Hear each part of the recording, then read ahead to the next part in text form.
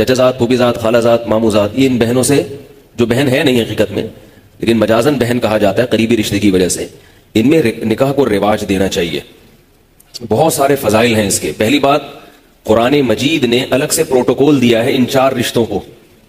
جہاں اللہ نے نکاح کو حلال کیا نا، نبی کو کہا کہ ہم نے آپ کے لیے بہت سی عورتیں حلال کی ہیں، ان میں اللہ نے الگ سے ان 4 عورتوں کا ذکر کیا. وبنات عمک، اے نبی آپ کے لیے آپ کی پھوپھی کی بیٹیاں بھی حلال، یعنی آپ کے چچا کی بیٹیاں بھی حلال.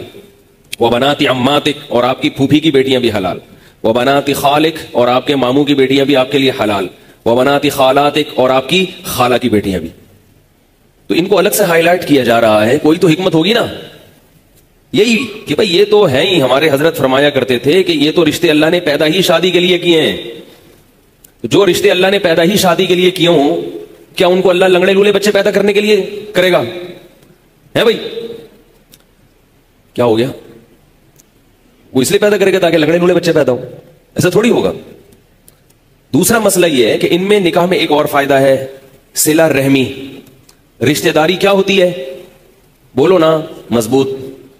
اور رشتہ داری جوڑنا شریعت کا حکم ہے یا نہیں ہے؟ اتنی بڑی فضیلت، نماز روزے کی طرح فرض ہے رشتہ داری جوڑنا. اس سے رشتہ کیا ہو جاتا ہے؟ بہت مضبوط. نبی صلی اللہ علیہ وسلم رشتہ جوڑنے کا بڑا خیال کیا کرتے تھے، بہت خیال. تیسرا فائدہ اس میں یہ ہے کہ شریعت میں لڑکی کا جو نکاح ہے اس میں اس کا اہتمام کیا گیا ہے کہ غیر کفو میں نہ ہو.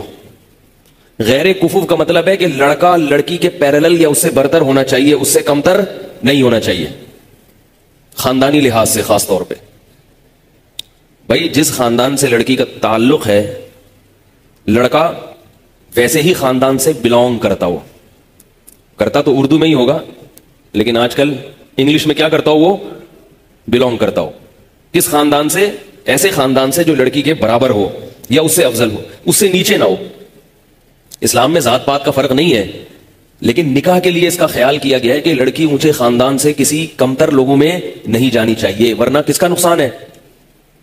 بولو نا، لڑکی کا نقصان. کیونکہ لڑکی نے ماتحت بننا ہے نا شوہر کے. تو ماتحت ایسی شخصیت کے بنا جاتا ہے جو آپ ذہنی طور پر اس کو اپنے سے برتر مان رہے ہو.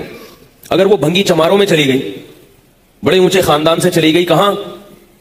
بھنگیوں کے خاندان میں، اور آپ کہیں کہ چونکہ وہ بھنگی مسلمان ہے، کلمہ پڑھتا ہے، تو کوئی بات نہیں، ٹھیک ہے کلمہ پڑھتا ہے، مسلمان ہے، چاہے جو بھی ہو.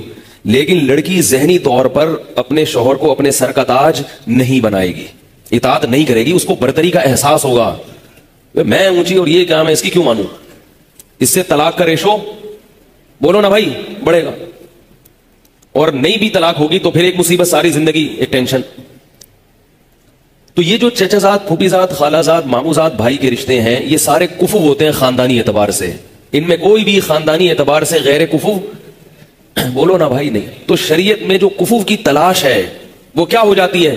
آسان. بھئی یہ تو اپنے ہی خاندان کا ہے، تو خاندان کی تو اب بات ایک پوائنٹ تو کم ہو گیا نا. جو بھائی کتنے نمبر لگائے جاتے ہیں نا، کیا کیا دیکھا جاتا ہے، تو ایک نمبر تو شریعت نے حل کر دیا نا کزن میرج کے ذریعے.